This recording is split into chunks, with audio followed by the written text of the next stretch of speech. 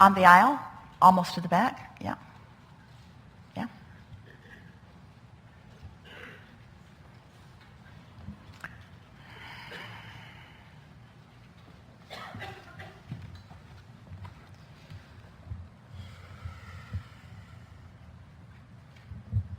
Hello. I have, I guess, 2 questions. I guess, well, the first one's not necessarily a question. It's kind of, I guess, what I'm experiencing and what I'm going through. I'm getting better as far as, using that focus and actually realizing afterwards as far as what's coming out of it. It's actually really exciting. It's actually cool to actually see the process happen. Yeah. And then one thing I noticed, it's easiest for me on the smaller things, I guess you can say, in the moment of something. And then my question is, can you ever want something so bad that you could actually convince yourself not to have it? Or doubt it in a way? You can want something, those were perfect words that you chose for the point that you're trying to make. If you want something so bad that it hurts. Well, not hurts, I guess you could say, you lose the possibility, or you think that the possibility of it fades.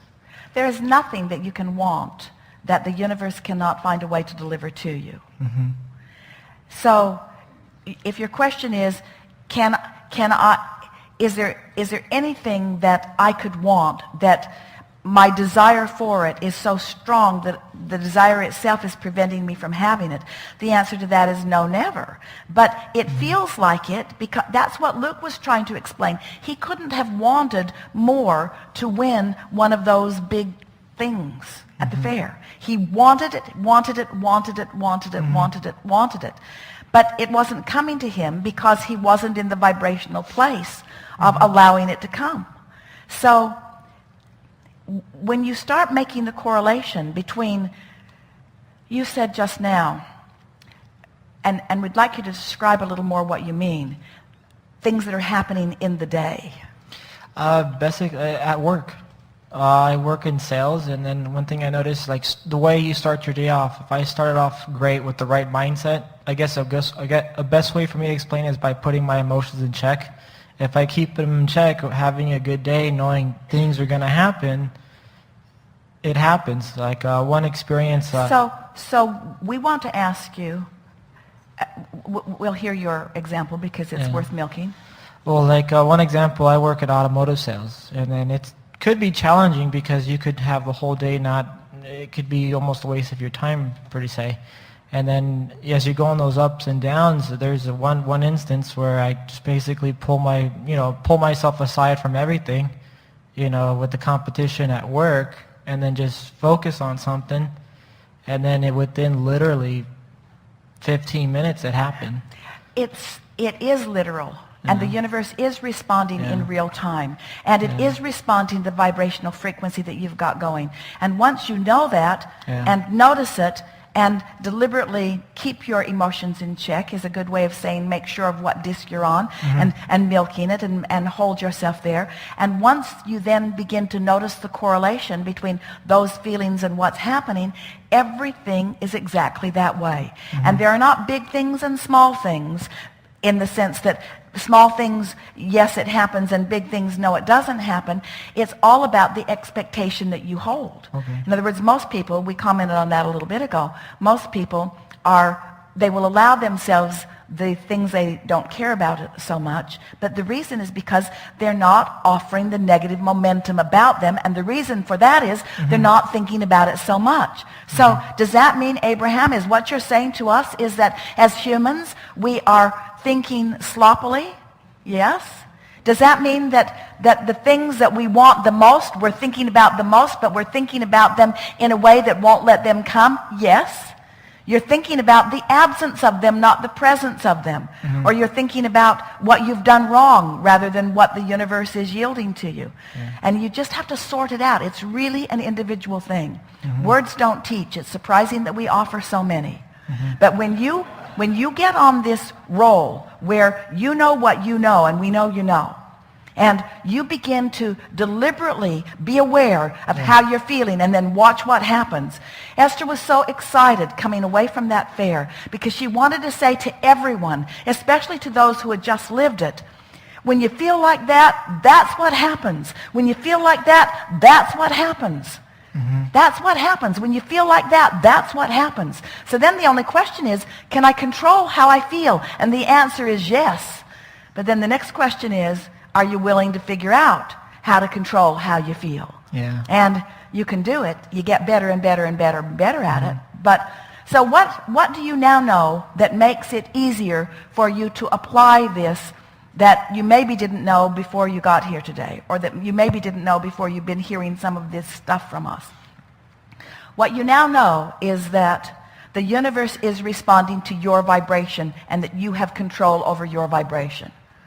What you don't know is how good you will be at it and how fast you will be, how good you will be at it. But you won't know that until you try it, you see. And so this is the most wonderful conversation in the world to have as a teacher, because there is no evidence to the contrary of what we teach. So once you begin to formulate it in your mind and you've established, yes, I do want to feel good, and I do differentiate the difference between a thought that feels good and a thought that doesn't feel good, and I am willing to go for the thoughts that feel better, and I did notice momentum happening depending upon whatever thought I chose. Now you begin to feel that feeling of invincibility. It feels great. Yes, it does. Yeah. Yes, But it my does. question is, like, for me, it's getting easier, I guess, like you said, for the moment, for the days. But, you know, like, say, for example, because, you know, for my dreams, my aspirations for my future, I could see, you know, myself building the foundation. I could see the roots grow. But since it takes a longer amount of time for things to happen, I tend to focus on the how. And then when I focus on the how, that's where it goes. Well, don't do that. Because, and even the word future is a tripping point. Because what you're doing in the differentiation that you're making in your mind is today, simpler, future, more difficult. So you just introduced more resistance to the idea of future. Okay. And there is no future, there's only right now.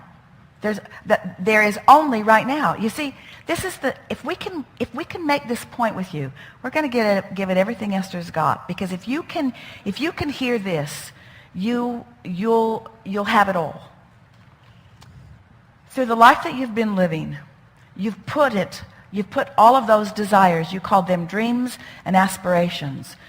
You've put all those things that you want in that vibrational reality, in that vortex of creation, that vibrational version that has not manifested. It's there and it's real and it's now.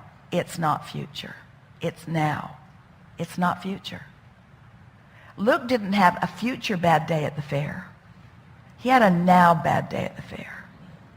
Kate didn't have a future good day at the fair. She had a now good day at the fair. It just kept yielding and yielding and yielding and yielding and yielding. She had so many stuffed animals they had to make a trip to the car. And on the stage with Train, are you kidding? Are you kidding? And the T-shirt flying through the air right into her arms. In other words, she was not having a future good experience. It's a now good experience. Because the experience, everything that you want is so that you can experience the moment of resonance when you merge with all that you are. That's why you want every single thing that you want. Whether it's an empire that you're building, you want it for the feeling of the merge.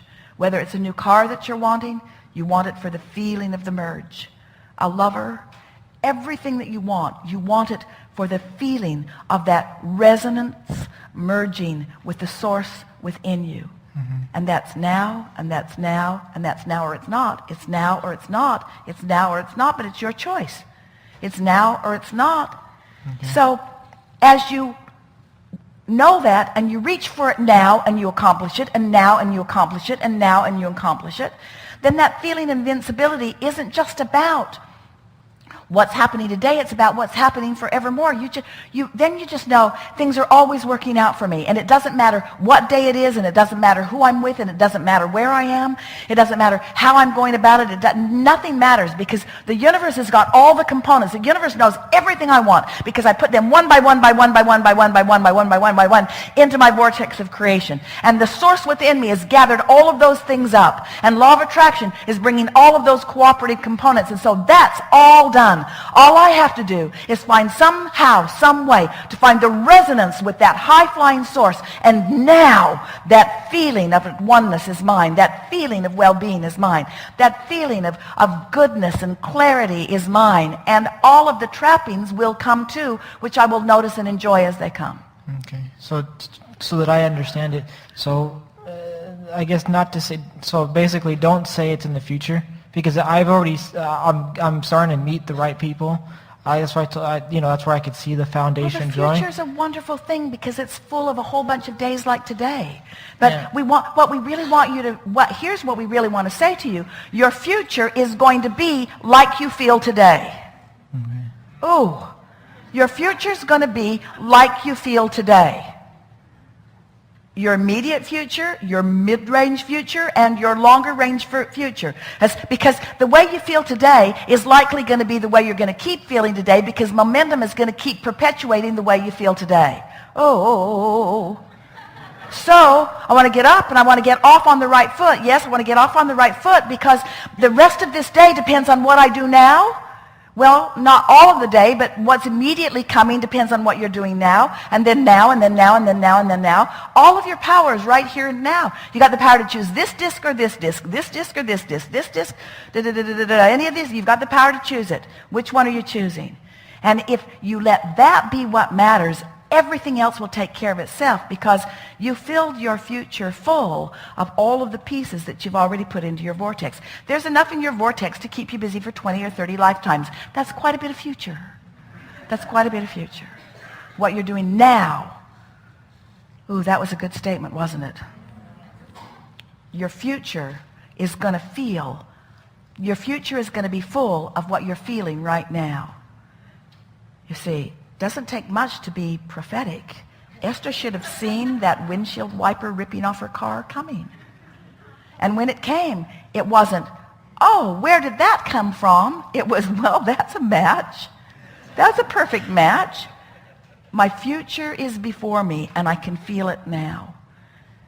But I have control over it, because I can mold the way I feel with far less effort than the action that I've been applying to sort out the rightness and the wrongness of the world and defend my position. Mm-hmm. You see? Helpful?